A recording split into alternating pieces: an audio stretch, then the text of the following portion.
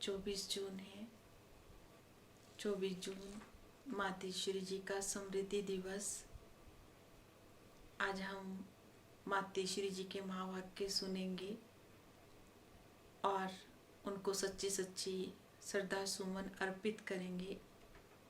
आज की मुरली में से जो भी उनके महावाक्य हैं उनको हम अपने जीवन में धारण करेंगे और उन महावाक्यों को जीवन में धारण करने से ही उनको हम सच्चे सच्चे श्रद्धा सुमन अर्पित कर पाएंगे। तो आज के महावाक्य मातेश्वरी जी के हम सुनते हैं। ये जो मुरली है वो 26/4/65 की है, रिवाइज है। और मुरली का सार है, आप आत्माएं जब स्वच्छ बनो तब ये संसार सुखदायी बने। आप आत्माएं जब स्वच्छ बनो तो ये संसार सुखदायी बने। दुखों का कारण 5 विकारों के वशीभूत होकर के किए गए कर्म। ये आज की मुरली का सार है। गीत है, जाने ना नजर पहचाने जिगर, ये कौन है जो मेरे दिल में समाया है। ओम शांति। अपने बेहद के बाप की महिमा सुनी। कामन मनुष्य की ऐसी महिमा नहीं हो सकती है। ये उसी एक की महिमा है जो इस महिमा के अधिकारी हैं, क्योंकि उनकी महिमा उनके कर्तव्य के अनुसार गाई जाती है। उनका कर्तव्य सब मनुष्यों आत्माओं से महान है, क्योंकि सभी मनुष्य आत्माओं के लिए उनका कर्तव्य है तो सबसे ऊंचा हो गया ना, क्योंकि सबके लिए सबका गति सदगति दाता बाबा एक है। ऐसे नहीं कहेंगे कि थोड़ों की गति सदगति करते हैं, वह है सर्व का गति सदगति दाता, तो सबकी अथॉरिटी हो गया ना। वैसे भी कॉमन तरीके से अगर देखा जाए तो महिमा तब होती है जब कोई कर्तव्य किया जाता है। जिन्होंने कुछ ना कुछ थोड़ा बहुत ऐसा काम किया है तो उनकी महिमा देखो कैसी है। तो बाबा की भी जो महिमा है उनको कहा जाता है ऊंचे से ऊंचा। तो जरूर उसने यहाँ आकर के महान कर्तव्य किए होंगे और वो हमारे लिए मनुष्य सृष्टि के लिए महान ऊंच कर्तव्य किया होगा। बाबा ने इतना ऊंचा महान कर्तव्य किया है, तभी तो उनको हम गायन करते हैं, याद करते हैं, क्योंकि इस सृष्टि का हर्ता कर्ता उसे कहा जाता है। तो उसने आकर के मनुष्य सृष्टि को ऊंच बनाया है, प्रकृति सहित सब कुछ परिवर्तन किया है, लेकिन किस युक्ति से लाया है वह बैठ करके बाबा समझाते हैं। क्योंकि ऐसे नहीं कि पहले मनुष्य आत्मा को चेंज लाने के लिए, फिर आत्मा के बल से, अपने कर्म के बल से, फिर ये सब प्रकृति आदि तत्व पर सब उनका बल काम करता है। लेकिन बनाने वाला तो बाबा हो गया ना, इसलिए बनाने वाला वो, परंतु बनाते कैसे हैं। जब तक मनुष्य आत्मा ऊंची ना बने तब तक आत्मा के आधार से शरीर प्रकृति तत्व आदि ये सभी नंबरवार उसी ताकत से आते हैं। इसलिए फिर उससे फिर सारी सृष्टि हरी भरी सुखदायी बनती है। तो मनुष्य सृष्टि को सुखदायी बनाने वाला बाबा जानते हैं कि मनुष्य सुखदायी सृष्टि कैसे बनेगी। जब तक आत्माएं स्वच्छ नहीं बनती है तब तक संसार सुखदायी हो नहीं सकता है। इसलिए वो आकर के पहले पहले आत्माओं को स्वच्छ बनाते हैं। अभी आत्मा को इम्प्योरिटी लगी है, पहले उस इम्प्योरिटी को निकालना है और फिर आत्मा के बल से हर चीज से उनकी तमो प्रधानता बदल करके सतो प्रधानता होगी, जिसको कहेंगे कि सभी गोल्डन एज में आ जाते हैं। तो ये तत्व आदि सब गोल्डन एज स्टेज में आ जाते हैं, परंतु पहले आत्मा की स्टेज बदलती है। तो आत्माओं को बदलाने वाला अर्थात आत्माओं को प्योरीफाई बनाने वाला वो अथॉरिटी हो गया। तुम देखते हो ना, अभी दुनिया बदल रही है। पहले तो अपने को बदलना है। जब तक हम अपने को बदलेंगे तब उस आधार से दुनिया बदलती है। अगर अभी तक हमारे में कोई फर्क नहीं आया, अपने को नहीं बदला, तो दुनिया कैसे बदलेगी? तो अपनी जांच करो। जैसे पोता मेल रखने वाले रात को अपना पोता मेल देखते हैं कि आज हमारा ये जमा हुआ है। सब अपना हिसाब रखते हैं, जो दुकानदार आदि होते हैं ना, वो अपना हिसाब आदि रखते हैं। तो ये भी अपना पोता मेल रखना है कि सारे दिन में हमारा कितना फायदा हुआ और कितना नुकसान। अगर नुकसान में कुछ ज्यादा हो गया तो क्या हो जाएगा? तो फिर दूसरे दिन के लिए क्या होना चाहिए? हमें खबरदार रहना चाहिए। इस तरह से अपना अटेंशन रखने से हम फायदे में जाते जाते अपनी जो पोजीशन है उसको पकड़ते जाएंगे।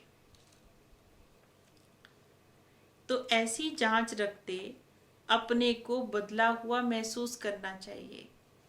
ऐसे नहीं हम तो देवता बनेंगे, वह तो पीछे बनेंगे।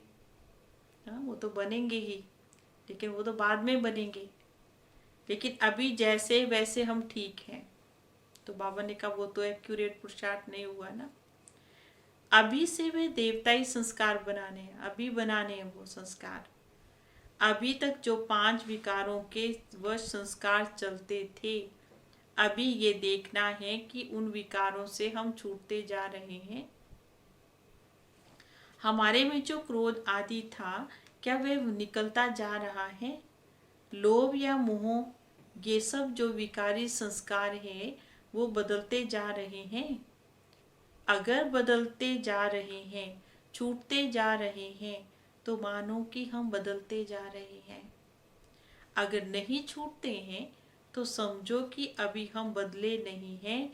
तो बदलने का फर्क महसूस होना चाहिए, अपने में चेंज आनी चाहिए।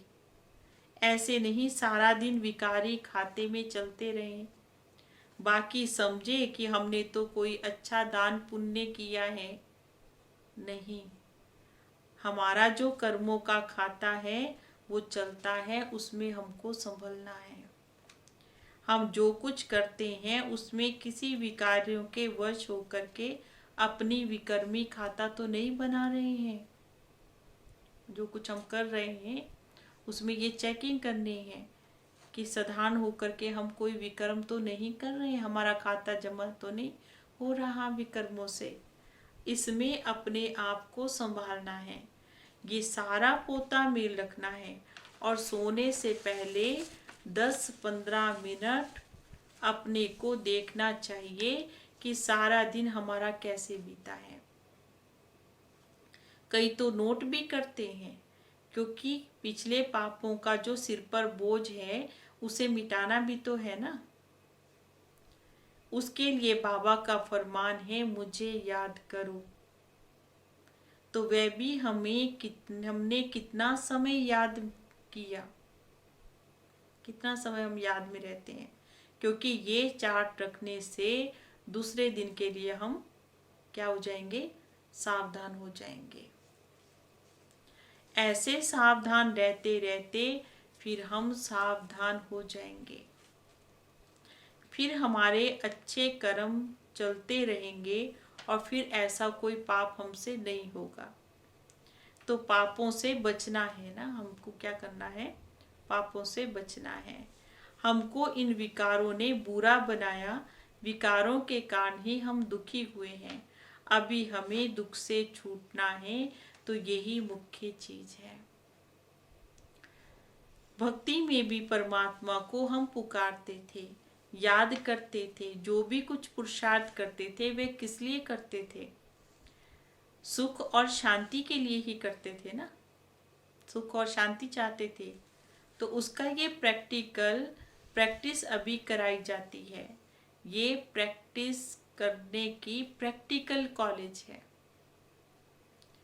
उसकी प्रैक्टिस करने से हम स्वच्छ और पवित्र बनते जाएंगे।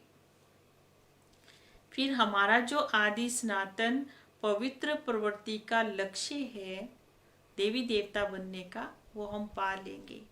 जैसे कोई डॉक्टर बनने के लिए क्या करते हैं, डॉक्टरी कॉलेज में पढ़ते हैं, तो डॉक्टरी प्रैक्टिस से फिर क्या बन जाएंगे, डॉक्टर बन जाएंगे।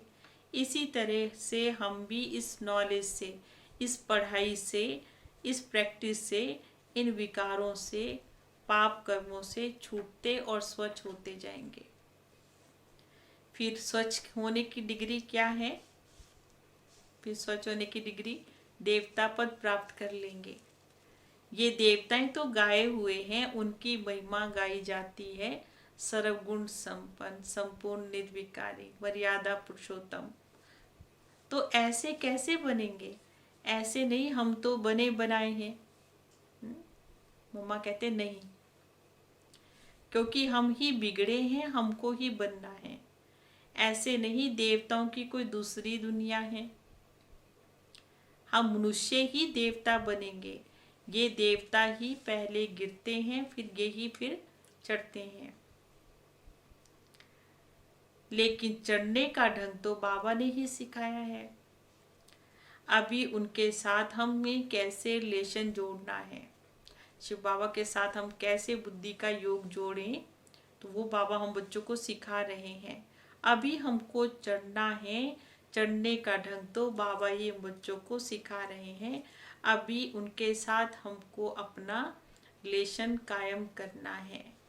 लेकिन बाबा ने हम बच्चों को आकर के रोशनी दी है, आखिर तुम मेरे हो। अब बाबा, अभी मम्मा कहते अभी मेरे होकर के कैसे चलना है बाबा के साथ। उसका आदर्श कौन है? देखो, ये ब्रह्मा बाबा है ना, जिसके तन में बाबा आते हैं। उन्होंने तन मन धन से कैसे चलना है, कैसे बलिहार होकर के चलना है, वो सैंपल ब्रह्मा बाबा है। तो ऐसे अपना तन मन धन सब उनके हवाले होकर के बाबा चल रहे हैं। ऐसे फॉलो करना है, इसमें कुछ पूछना या बाबा ने कहा मूंझने की तो कोई दरकार ही नहीं है, क्योंकि बाबा ने सब कुछ क्लियर करके बता दिया है। सीधी और साफ बात है, तो अभी चलते रहो। ऐसे नहीं, सुनो बहुत और धारण करो थोड़ा, क्योंकि बच्चे सुनते हैं लेकिन धारण नहीं करते हैं। कितना कुछ सुनते ही आए हैं, कितने वर्ष हो गए सुनते रहे, लेकिन उसको प्रैक्टिकल में अपने जीवन में कितना धारण किया है। तो अपनी प्रैक्टिस को आगे बढ़ाते रहो। ऐसे नहीं सुनते रहो सुनते रहो सुनते रहो, नहीं, आज जो सुना उसको मुझे प्रैक्टिकल में लाना है। बस हम आज से उस स्टेज में चलेंगे।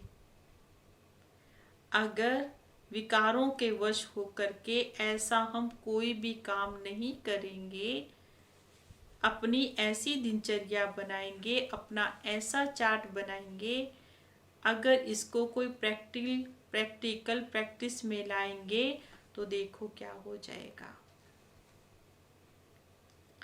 तो अभी जो कहा ना, उसको क्या करना है, प्रैक्टिकल में लाना है। जो कहते हो, जो सुनते हो, वे करना है। बस दूसरी कोई और बात नहीं, जो सुन रहे वही करना है। सिर्फ करने के ऊपर जोर देना है। समझा? जैसे बाप और दादा दोनों को अच्छी तरह से जानते हो ना, ऐसे अब फॉलो करो। ऐसे फॉलो करने वाले जो सपूत बच्चे हैं अथवा मीठे मीठे बच्चे हैं, ऐसे बच्चों के प्रति याद, प्यार और गुड मॉर्निंग। हम बच्चों की भी बाबा को गुड मॉर्निंग और नमस्ते। फिर दूसरी मुरली है, ये 1957 की है। गीत है मेरा छोटा सा देखो ये संसार है। ये गीत किस समय का गाया हुआ है? क्योंकि इस संगम समय पर हम ब्राह्मण कुल का ये छोटा सा संसार है। ये हमारा कौन सा परिवार है? ये ब्राह्मण परिवार है, ईश्वरीय परिवार है। वे नंबरवार बतलाते हैं। हम परम पिता परमात्मा शिव के पोत्रे ब्रह्मा सरस्वती की मुख संतान हैं और विष्णु शंकर हमारे ताया जी हैं और हम सब आपस में भाई बहन हैं। ये है अपना छोटा सा संसार, इनके आगे और कोई संबंध रचा ही नहीं है। इस समय का इतना ही संबंध कहेंगे। देखो हमारा संबंध कितना बड़ी अथॉरिटी से है। हमारा संबंध शिव बाबा, कोई छोटी अथॉरिटी थोड़ी है, तो दुनिया की सबसे बड़ी अथॉरिटी है। हमारा ग्रैंड पापा शिव बाबा है। उनका नाम देखो कितना भारी है, दुनिया में देखो कितना सब याद करते उनको। वो सारी मनुष्य सृष्टि का बीज रूप है। सर्व आत्माओं का कल्याणकारी होने के कारण उनको कहा जाता है हर हर भोलानाथ शिव, शिव शिव महादेव। वो सारी सृष्टि का दुख हरता, सुख करता है। उसके द्वारा हमें सुख, शांति, पवित्रता का हक मिल जाता है। शांति में फिर कोई कर्म बंधन का हिसाब किताब नहीं रहता है, परंतु ये दोनों वस्तु पवित्रता के आधार पर रखते हैं। जब तक पिता की परवरिश का पूर्ण वर्षा ले पिता से सर्टिफिकेट नहीं मिलता है, अब तब तक वो वर्षा मिल नहीं सकता है। देखो ब्रह्मा बाबा के ऊपर तो कितना बड़ा काम है। मलेच्छ 5 विकारों में मैली अपवित्र आत्माओं को बाबा गुलगुल बनाते हैं। जिस अलौकिक कार्य का उजूरा फिर सत्युग का बाबा क्या मिलेगा। अभी बाबा इतना सेवा करते, इतनी सेवा करते, जो उसका उजूरा बाबा को सत्युग में पहला नंबर श्री कृष्ण पद मिल जाता है। अब देखो उस पिता के साथ तुम्हारा कैसा संबंध है, तो हमें कितना बेफिक्र और कितना खुश होना चाहिए। अब हर एक अपने दिल से पूछो, हम उनके पूर्ण रीति हो चुके हैं? सोचना चाहिए जब परमात्मा बाबा आए हैं तो उनसे हम क्यों ना कंप्लीट वर्षा ले लें। स्टूडेंट का काम है संपूर्ण पुरुषार्थ कर स्कॉलरशिप लेना, तो हम पहला नंबर लॉटरी क्यों नहीं विन करें। ये है विजय माला में पिरोए जाना। बाकी कोई हैं जो 2 लड्डू भी पकड़कर बैठे हैं, मतलब थोड़े में ही खुश हो जाते हैं। यहाँ का भी हद का सुख ले लूं और वैकुंठ का भी सुख ले लूं, तो बाबा ने कैसा लड्डू लेकर के बैठे हैं दोनों की, यहाँ का भी लूं वहाँ का भी लूं। ऐसे विचारवान को मध्यम और कनिष्ठ पुरुषार्थी कहेंगे, ना कि सर्वोत्तम पुरुषार्थी। जब बाप देने में आनाकानी नहीं करता है तो लेने वाले क्यों आनाकानी करते हैं। तब गुरु नानक ने कहा, परमात्मा तो दाता है, समर्थ है, मगर आत्माओं को लेने की भी ताकत नहीं है। भगवान हमको दे रहा है, लुटा रहा है, ज्ञान रत्नों का खजाना खोल करके बैठा है, लेकिन बाबा ने कहा लेने वाला ले ना सके तो क्या करेंगे।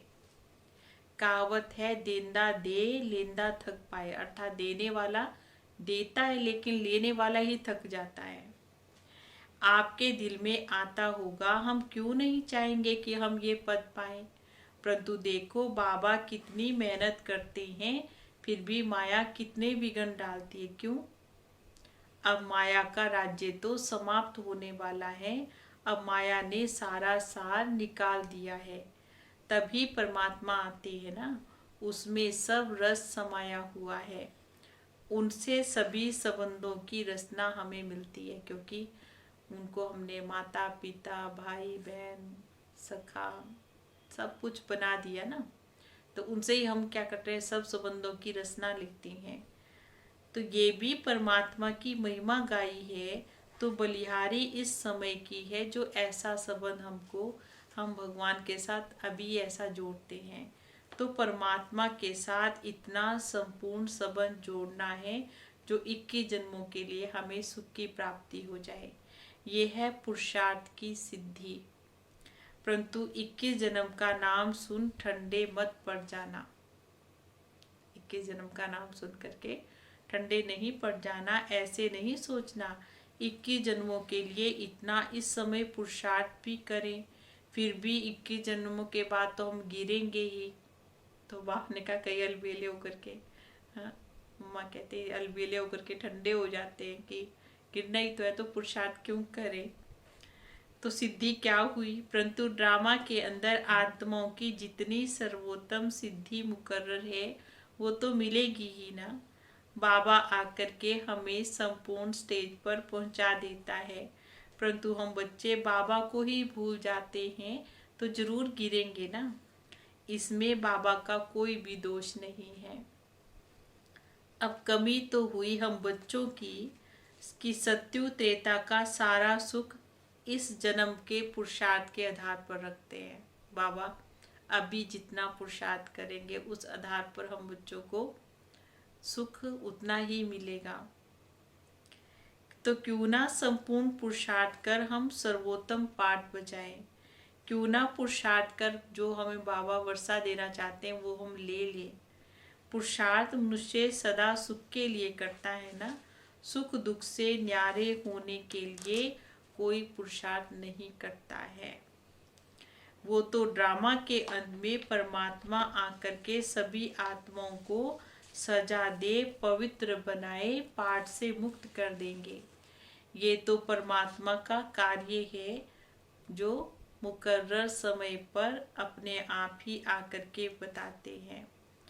अब आत्माओं को भी फिर पाठ में आना ही पड़ेगा, तो फिर क्यों ना हम अच्छे से अच्छा पाठ बजाएं। अभी ही बजाना है, अभी हमें अच्छा पुरुषार्थ करना है। अच्छा मीठे मीठे बच्चों प्रति माँ का याद प्यार। ओम शांति। प्यारी मम्मा को हम सब बच्चों का याद प्यार।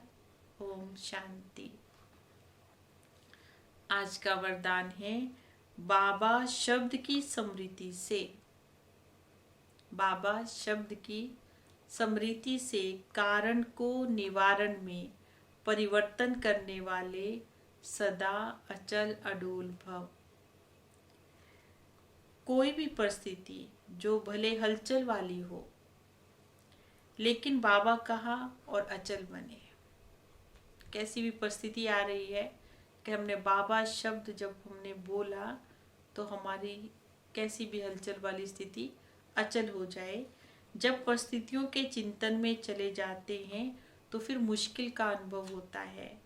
अगर कारण के बजाय निवारण में चले जाओ तो कारण ही निवारण बन जाए, क्योंकि मास्टर सर्वशक्तिमान ब्राह्मणों के आगे परिस्थितियां कैसी बन जाती हैं, चींटी समान भी नहीं है। बाबा ने कहा बाबा के बच्चों के आगे कोई परिस्थितियां नहीं है। क्यों? क्योंकि बाबा हजार भुजाओं वाला मेरा साथी है। सिर्फ क्या हुआ, क्यों हुआ, कैसे हुआ, ये सोचने के बजाय जो हुआ उसमें भी कल्याण भरा हुआ है, उसमें भी सेवा समाई हुई है। भल रूप सरकमस्टांस का हो, लेकिन समाई उसमें सेवा है। इस रूप से देखेंगे तो क्या बन जाएंगे, सदा अचल अडोल बन जाएंगे। स्लोगन है एक बाप के प्रभाव में आने वाले किसी भी आत्मा के प्रभाव में नहीं आ सकते। एक बाप के प्रभाव में आने वाले किसी के भी प्रभाव में नहीं आ सकते।